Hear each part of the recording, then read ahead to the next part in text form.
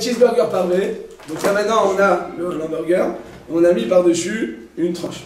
À ce moment-là, la personne qui me voit faire ça, il va croire que je mange que le fromage n'est pas parvé, il est halavi. Et donc à ce moment-là, eh bien je risque de l'induire en erreur. Je le dis comme ça. Comme dans un restaurant, il y a toujours des trucs des vitrines en verre. Donc les gens qui passent, ils me voient nécessairement, ils croient que je pense de la viande. Quelqu'un a dit tout à l'heure, c'est quelque chose d'intéressant, il a dit il y a écrit cachère. Il y a écrit cachère en grand. Donc ils sont pas... Alors ça, quand j'ai eu cette question, j'étais en France il y a plus de 15 ans. J'étais avec un ami, il m'a dit viens je t'amène, il m'avait amené là-bas, ça s'appelait Papy Yoda. Ah, je connais. Ça existe encore? Non, il a fermé. Celui-là, il a fermé. Je crois qu'il n'existe plus parce que j'avais demandé, on m'a dit qu'il était en 19e, je n'ai pas chez mais qui toi en tout cas donc chalé. Et il m'a amené ça. Alors moi je lui ai dit mais c'est assourd. Il me dit non, là, on a un mashgar, je commence à voir un mashgar, bon bref, il savait même pas. Voilà, c'est souvent comme ça, c'est un mashgar et ils ont juste une kippa c'est tout, ils ne pas la halakha. Qui tourne, j'ai envoyé, c'était un Hershey Chabad. J'ai envoyé une chouva que j'avais écrit 2 ou 3 pages et je leur ai demandé quels sont les tzadadim de la halakha, pourquoi ils pensent que c'est permis, moi ils m'ont jamais répondu. Je suis parti voir Rav Messaz, Rabbi Shalom Messaz, c'était le grand rabbin de Jérusalem. Et je lui ai dit ça, donc le temps que je lui explique c'est quoi cheeseburger parvé, il m'a dit mais pourquoi d'abord l'hamburger, puis après pourquoi tu veux du fromage, il m'a dit c'est pas bon, je lui ai dit c'est très bon, mais alors comme une fois on a posé la question à Rav Eliashib, il y avait un groupe de gens qui faisaient du football. Et ils disaient, mais on va faire Kiddush Hashem. Je dis pourquoi? Parce qu'ils avaient tous une kippa comme ça sur la tête, kippa sur le gars. Ils disaient, on va montrer que nous, Dieu il est avec nous, et on va gagner le match. Bon bref, c'est des très belles idées, dans l'application c'est n'importe quoi. Mais il y a des gens qui ont des belles idées. Ils ont dû... Donc il y a des gens qui ont des très belles idées, mais pour faire des belles choses, et une date Torah, parce que sinon ça va rien dire après ta Vodat Hashem. Je vous avais parlé Shabbat de ça, avoir du cœur, mettre son cœur, être sa propre personne, mais fais des choses toujours avec une date Torah, qu'un rave, ce que tu veux faire c'est bien, pas bien, parce que des fois on va faire des choses et après on fait des aberrances parce qu'on avait des très belles intentions mais on n'a pas suffisamment de Torah. Des fois on fait des khumrot, mais ça sur les gens, les gens ça encore plus c'est des coups de Torah. C'est-à-dire que quand tu fais quelque chose qui sort de convention, tu es obligé de faire avec une date Torah, sinon tu peux prendre le mur comme on dit, tu peux prendre le décor. Fais très attention à ça, je ne l'ai pas dit parce que il va dire que c'est avant tout. Il faut une date Torah. Tu fais ce que tout le monde fait, parce que dans un monde il y a plus de émettes, mais quand tu veux maintenant être toi-même, tu es obligé d'avoir une date Torah qui va te diriger, tu vois si c'est bien, c'est bien. Obligé. Sinon tu peux te faire n'importe quoi dans ta vie. Il y a des gens qui sont persuadés que ce qu'ils font c'est bien, ils font des aberrances contre Ben Adam la Haro et Ben Adam la Makom. Date Torah, ça te remet des idées dans la tête. En tout cas, pourquoi je vous dis ça? Je demandais à Rav Messaz, donc mes questions. Et non, je pensais à Rav Eliashib, ils ont dit ouais, on va faire un foot. Shabbat, il y avait une finale, un truc, il dit voilà, on est arrivé à un truc et on va faire Kiddush Hashem. Ah bah, il n'y a pas compris quand on fait Kiddush Hashem comme ça, mais bon, on va dire qu'on rentre dans la tête des petits jeunes qui disent oui, Dieu il est avec eux, mais c'est n'importe quoi, mais on va essayer de les comprendre. À la fin, il lui a dit mais je comprends pas, c'est quoi le. Comme ça a été la conversation. C'est quoi le but? Il dit bah, le but c'est de mettre la balle dans le cage de l'adversaire. Alors le Rav Eliashib dit mais quoi, on peut pas faire ça avant Shabbat? On va prendre la balle, on la pose là-bas. Il dit pourquoi on a besoin de faire pendant Shabbat? Il dit non, parce que le but c'est de courir, il faut prendre la balle et après on se fait des passes, on fait des lobes, on truc, des petits ponts. Il dit alors il regarde, mais il dit c'est des gens normaux, c'est des gens. Il ne comprenait pas bien bête. Il pensait que c'était des gens chotim, c'est des personnes malades, des enfants, des personnes pas très développées. Il n'a pas compris quoi, comment ça marchait. Il n'a pas compris le but de ce truc. Qui tourne? Il n'y a pas de Kiddush Hashem dans ce genre de jeu, et c'est pas parce que tu mets une kippa que c'est n'importe quoi. Après, la belle intention c'est très beau, et c'est pas comme ça qu'on sert à Kadosh Baruch Hu. Tu auras le message tout le temps que je lui explique c'est quoi un hamburger, et qu'après on met une chaîne, il me dit quoi, c'est pas bon, pourquoi je lui dis ah, c'est tout le style, et puis on te rend compte, je suis en train de faire, puis tu fais la photo, tu envoies tout le monde avec, je mange un qui tour, tu te fais, ça s'appelle se faire un kiff, je sais pas d'ailleurs tout le temps, mais bon, les jeunes ils ont des nouveaux kiffs, et à la fin il a enfin compris la question, il m'a répondu ce que vous avez dit, mais il a écrit caché. Je suis ouais, alors pourquoi les gens ils vont avoir des doutes à son égard. Et après, donc je lui ai répondu une question, je lui ai répondu une réponse par écrit. Et en fait, Maritaïn, c'est pas parce que tu es religieux, selon ça, plus tu es religieux, plus les gens ne vont pas avoir de doutes sur toi. Pourquoi? Parce que s'il le fait, c'est sûr que c'est bon. Donc c'est sûr que c'est nous qui se trompons. Il dit, et après, ça devient relatif. Et la halakha, Maritaïn, c'est une halakha qui est absolue, c'est pas relatif. Donc Béhémet Rabotai, la réponse elle est comme ça. Comme ça. Quand on a une interdiction de la Torah, c'est-à-dire que qu'est-ce qui se passe? S'il croit que je suis en train de cuire de la viande et du lait, cuire de la viande et du lait, c'est d'oreita. D'accord? Qu'est-ce qui se passe si maintenant il croit que je suis en train de faire cuire du poulet et du lait? Bah, c'est l'interdiction des Rabbanan, donc c'est l'interdiction rabbinique. Est-ce qu'en cas d'interdiction d'ordre rabbinique, les Chachamim ont instauré l'interdiction de Maritaïn ou pas? En d'autres termes, donc Maritaïn, c'est les Chachamim qui l'ont instauré.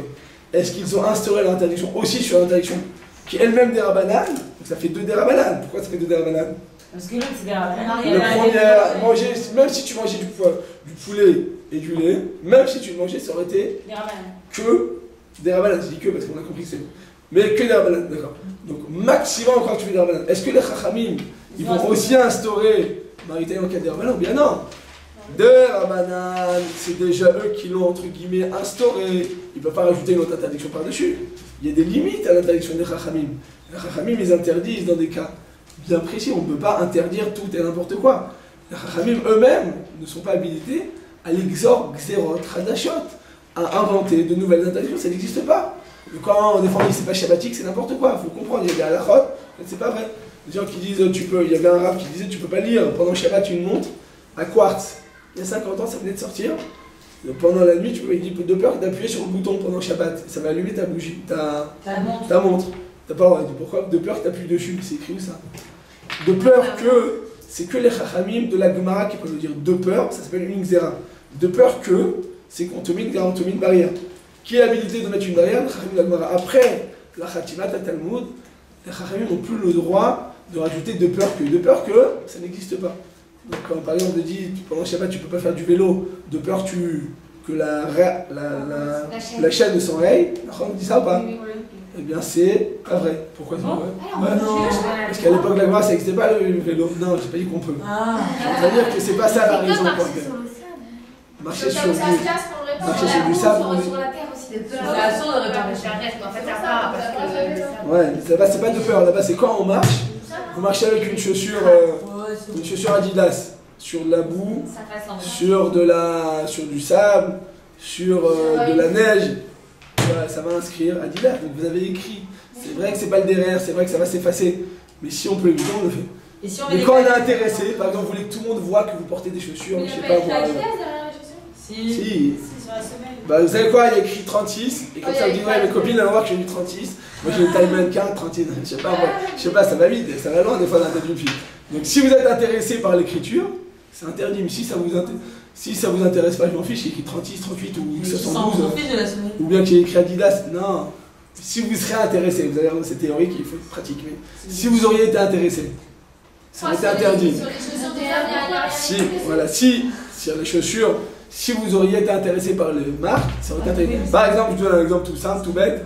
Vous portez des chaussures qui coûtent cher, je sais pas, des marques Tommy, je sais pas quoi, Figure. Tommy Hilfiger. Vous la portez et vous la payez, elle ressemble aux chaussures Adidas de votre copine. D'accord? Parce que ma fille elle m'a montré les deux, je suis dit c'est les mêmes.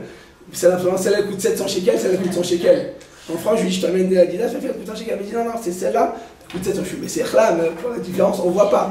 Il me dit, si, je te promets, c'est pas le même rose. Vous connaissez ce que je veux dire? C'est pas le même rose derrière, là, le petit truc là des Stan Smith, c'est pas. Bon, je lui dis, mais vous êtes parti très loin. Je lui dis, alors, tu sais quoi? Toi, t'es intéressé qui écrit la marque quand tu marches? Elle me dit, ouais, ça fait sympa, les copines arrivent avec la petite chaussure, elle coûte plus cher. Si t'es intéressé, eh bien, c'est interdit. D'accord? C'est interdit. Pourquoi? Parce que t'es intéressé par le produit obtenu. Ça s'appelle psych et réché, t'es khalé. Tu as une conséquence inéluctable, donc tu as obtenu une écriture qui est que des rabbanan, parce que ça s'estompe après. Mais toi, là, le produit obtenu t'intéresse, t'es intéressé à ce qu'il y a écrit quelque chose, ça devient interdit. Mais si tu t'en fiches, comme la plupart des gens normaux, ils s'en fichent, il y a écrit Adidas, Nike, 38 ou 72, ben c'est permis, on a le droit de marcher dans ce cas sur la boue. Il y a 15 ans, enfin quoi, avec le Rav, vous ne connaissez pas encore le Rav, c'est le Mashgiach de notre séminaire. Chaque chose qu'on fait ici, ça passe par ici, c'est une grandeur. Vous allez le voir, j'attends que vous soyez encore. Vous êtes tous des à l'école, peut-être que maintenant c'est le bon moment. Je sais l'amener ça par mois, mais de plus en plus occupé que le ministre. Et vous allez voir de qui c'est. C'est un homme, c'est un malach Hashem, vous allez voir. C'est un être humain comme vous, hein, et nous. Mais c'est un malach Hashem, il est d'une doucha, d'un chesed, c'est un méchanière en plus. Ouais, comment vous savez? Ça a vraiment vrai. Finalement, il a eu la shrina sur lui. Là. Vous avez dit le mot là. Vous êtes tunisienne? Oui. Là, vous n'avez pas exagéré. Il a la shrina sur lui. Vous allez voir cet homme-là. Ouais. Ah ouais, alors qu'il faut Bichlal, on dirait qu'il marche pas. On dirait qu'il survole. Le kid, pourquoi je lui dis ça à Botaï? Pourquoi je lui dis ça maintenant? Parce qu'il y a 15 ans, on avait organisé, il y a 20 ans, on avait organisé un cours. On habitait à Beit Vagan quand on s'est marié, j'étais jeune en verre. Et là-bas, hein, on faisait le Shabbat matin, après le net, on faisait un cours de Mishnah Berurah en français. Je lui dis, ah, venez, on met des affiches. Il y a 20 ans, à Beit Vagan. Il me dit, mais surtout pas, je dis pourquoi? Il me dit, parce que personne n'a mis en français, personne ne comprend. Il y a 20 ans, en fait, il n'y avait aucun français à Beit Vagan, aucun. Ah bon? Dans la rue, on était, il y avait 3 français. Il y avait moi et Fabien Corcos. On était les seuls. Après, bon, on passait pas. Et maintenant, à notre époque, si tu veux en hébreu, les gens vont dire qu'est-ce qu'il y a écrit des chiffres, tellement c'est devenu. Pourquoi je vous dis ça? Parce que là, quand j'étudiais donc en Chavruta, il y avait un parent qui me disait, moi, je porte des kafkafim, quand on dit kafkafim, à la plage, des tongs. Il m'a dit, derrière les tongs, il y a une inscription. Et je lui dis, c'est bon, on s'en fiche. Il a dit, non, moi ça m'intéresse. Je lui dis, pourquoi? Il me dit, parce qu'il y a écrit là-bas, qui même me suivent. Donc il dit, je marche sur la. Il dit, ouais, ça fait des chinois en direct, quoi. Il m'a dit comme ça, je ne connais pas d'un pays des chinois. Il dit, je suis intéressé. J'ai dit, écoute, là-bas, t'as plusieurs sourires. Il dit, avant de parler sur des rabanades, il y a d'autres avérantes au milieu, donc laisse tomber. Donc en conclusion, là-bas, il est intéressé. Là-bas, ça l'intéresse à voir l'écriture. Juste une question. Et donc on a dit à Otaï, je finis ça. Donc dans le cas où ça vous intéresse, c'est interdit. Quand ça vous intéresse. Donc c'était juste pour dire que les Chachamim, ils ont une limite à leurs interdictions. Ils ne peuvent pas dire de peur que. Ça ne va pas dans tous les sens. Il y a des agdarot très très très précises. Et une des agdarot, une des définitions bien précises, c'est donc maritaïn.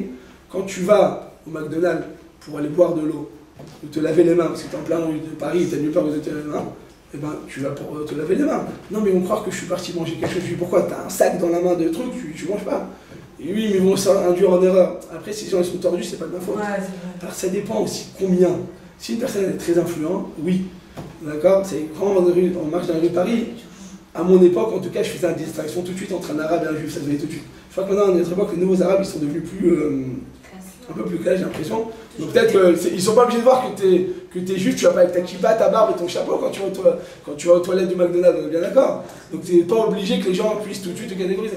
Mais il est vrai, par contre, que si les gens, t'es une personne importante ou influente, ou t'es une personne plus religieuse que les autres, et que tu vas faire ça, alors là, c'est vrai qu'il y a écrit qu'il faut être plus vigilant. Mais on peut pas dire que c'est assourd, vous comprenez? Donc une personne qui a besoin d'aller aux toilettes, il y a un McDonald's, elle a le droit d'y aller.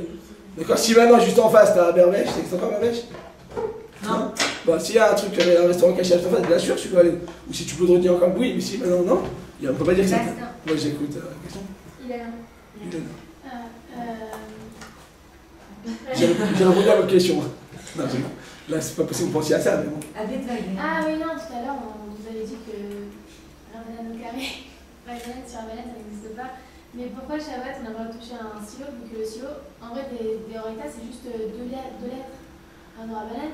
Non, parce que les Chachamim, ils ont instauré. Ce qui est écrit dans la Gemara, oui, ça reste interdit. Dans la Gemara, ils peuvent s'éclater, les Chachamim, mettre plein d'interdictions. Une fois que le Khatimat à Talmud, une fois que la Gemara, le Talmud a été scellé, nous, on n'a rien le droit de rajouter. C'est tout ça ce que j'ai dit. Mais ce qui est écrit dans la Gemara, c'est certain. C'est à cause de ça que c'est interdit. De peur qu'on en arrive à travailler avec cet objet, avec ce marteau, avec ce stylo. La raison de la Moukse, elle a déjà été donnée à l'époque, ça c'est autre chose.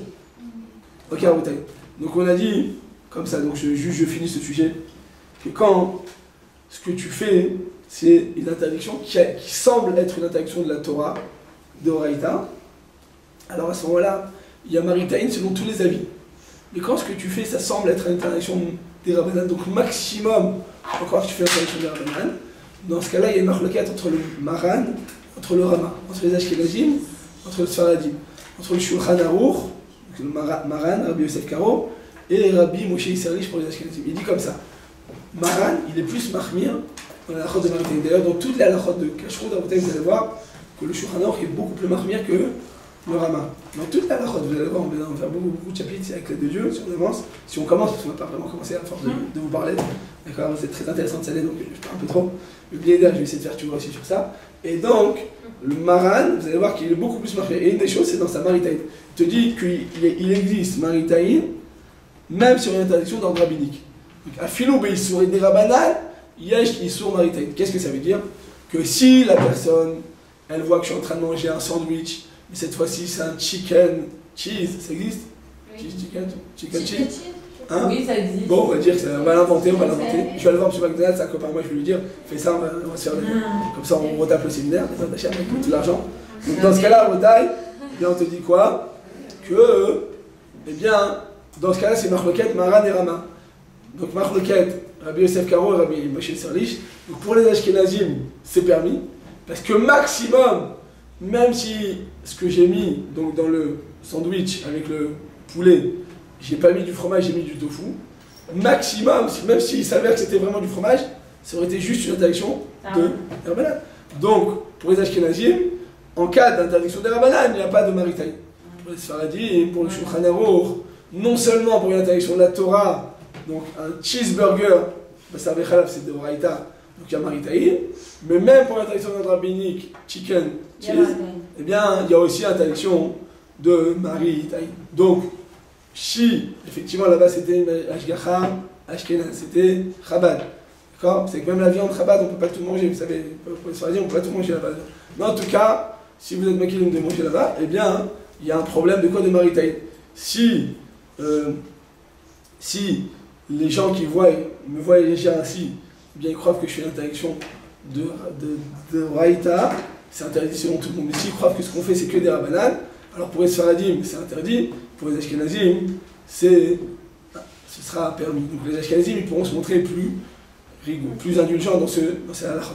Je donne un exemple, après je réponds à une question. Et ce qui se passe, c'est à la fin du repas, donc je ne mange pas avec du lait, d'accord?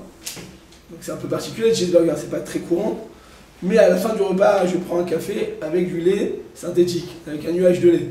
Comme dans Astérix, chez les Bretons, page 37, de soit là-bas, vous rappelez? Et bien là-bas, donc tu prends du lait avec, du café au lait parvé, à la fin d'un repas bassari, tu peux ou pas? Non, il y a autre chose. Bien, c'est courant, non? Oui, elle a le prosolution. C'est courant? Vous êtes sûr? Ouais. Bah oui, ça se vend et tout. C'est quoi le goût? C'est vanille, je crois. C'était Il y a chiant. tout. C'est Vous bon? des crèmes dessert. Crème dessert, mais c'est très lavé quoi, non? Non, c'est pas une crème Mais non, à Carrefour, ils vendent des yaourts au lait de soja. Oui, non, mais cachage, dans le cachage, ça existe ou pas? Ah oui, ouais, je crois. J'ai jamais vu ça. Bah, en fait, il il n'y a pas de version, mais c'est sur la liste. Ah, sur la liste, ouais, c'est compliqué. Non, même en cachère. En cachère, ils le vendent? Franchement, en cachère. Ouais. Écoutez, vous avez dit, alcool, pas libre, donc ouais, vous avez raison, un yaourt à la fin du repas, ou bien café au lait, parvé, à la fin du repas bassari. Dans ce cas-là, selon tous les avis, c'est permis. Pourquoi?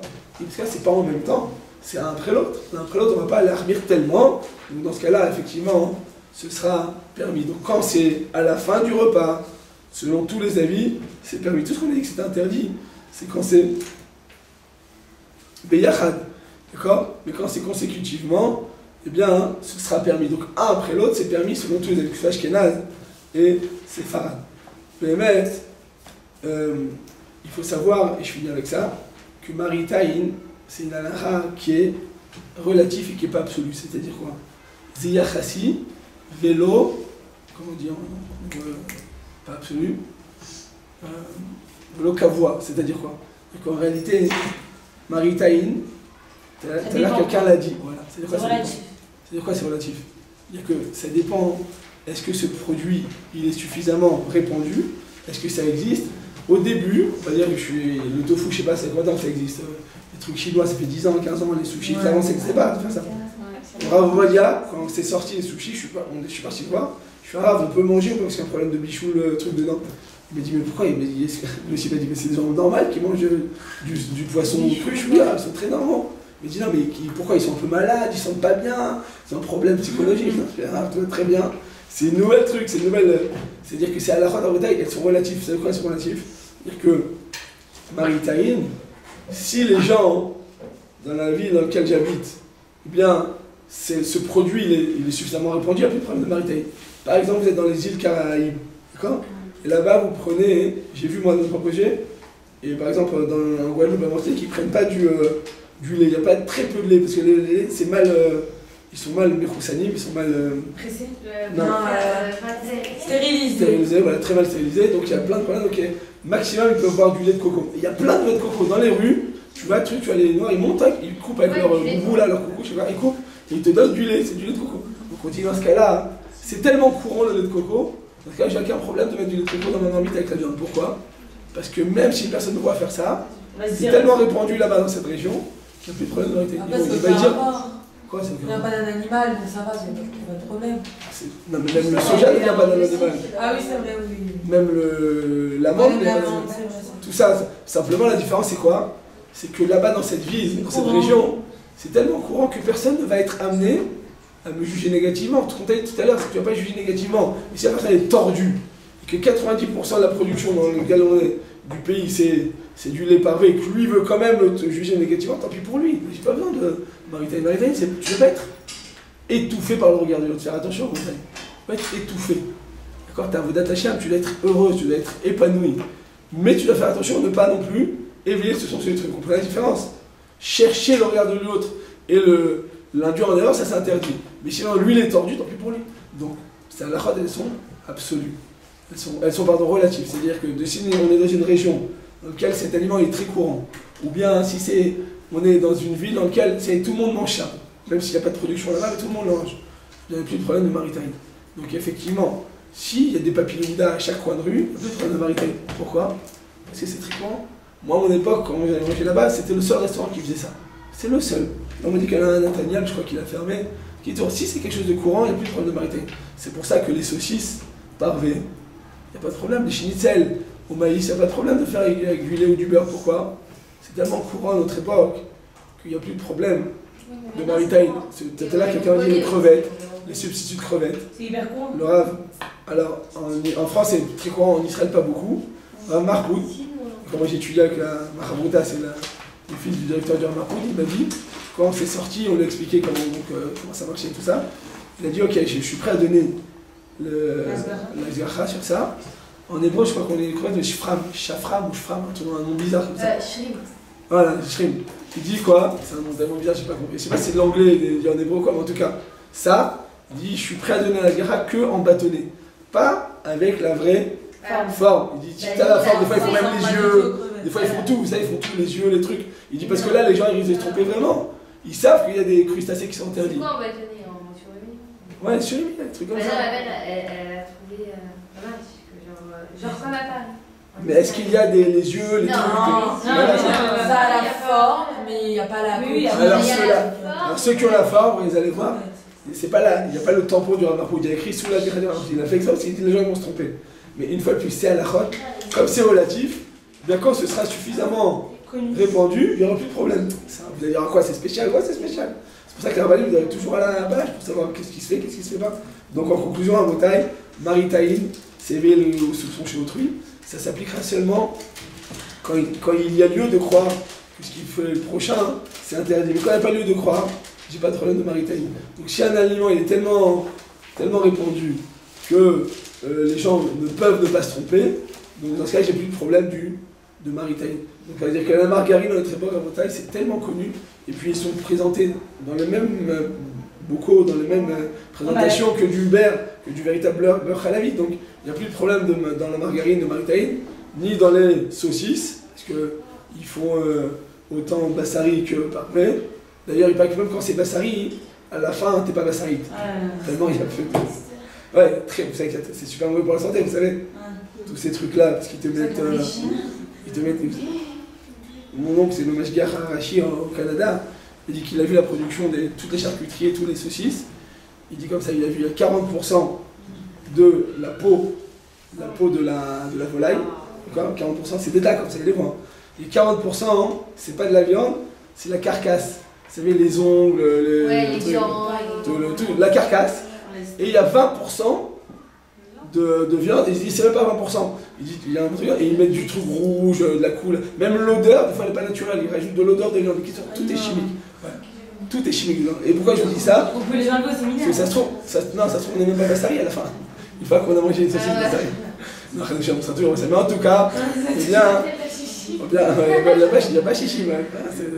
En tout cas, pour les exemples de Maritaïn, il y avait un exemple. Le Rav Moshe Feinstein, il dit quand tu te rases avec une machine électrique, un rasoir électrique, il dit si tu te rases trop proche, il dit que la personne qui te voit maintenant va croire que tu t'es rasé à la lame. Quand c'est trop proche, tu laisses pas du tout de poils, pas même aucun. Il dit un problème de moralité. Deuxième cas, il nous dit à Moshe Feinstein, il dit porter aux États-Unis, tu as le travail, tu peux pas mettre la kippa dans les grandes structures. Donc il dit, tu veux mettre une comment on dit ça en français? Des genres de perruques comme ça. Ouais, Ah oui, Les perruques. c'est une petite perruque pour les hommes, une postiche, un postiche, je vais mettre un postiche, d'accord? Eh bien, non mais t'as pas le choix, t'as déjà pas mangé sans kippa. Donc il dit, il peut avoir un problème de moralité. Il dit, troisième cas, il dit les perruques, il dit les perruques qui sont trop, d'abord, c'est ma requête sur un ashkenaz, même pour les ashkenaz quand c'est permis, d'accord? Il dit, mais quand c'est trop naturel, t'as l'impression que c'est Oléou là qui m'a. Il dit, la personne, elle sait pas si t'es marié ou pas, mec là. Peut-être ça m'est arrivé plusieurs fois, on avait des couples à la maison, les enfants ils disent quoi, elle n'est pas mariée la fille, on croyait qu'elle était mariée. On croyait qu'elle s'était mariée il y a 6 mois, on dit si, elle était mariée, mais elle avait un rythme tellement naturel, d'accord? Et très souvent, ces perruques là, ça la rend beaucoup plus jolie. J'ai pas dit que c'est dit qu'il peut avoir un problème de mariage. J'ai un problème en dehors des problèmes de tinout qui arrivent souvent avec des trop belles perruques. Il y a aussi un problème de mariage. Les gens y croient, on n'a pas la tête couverte. Il faut faire attention.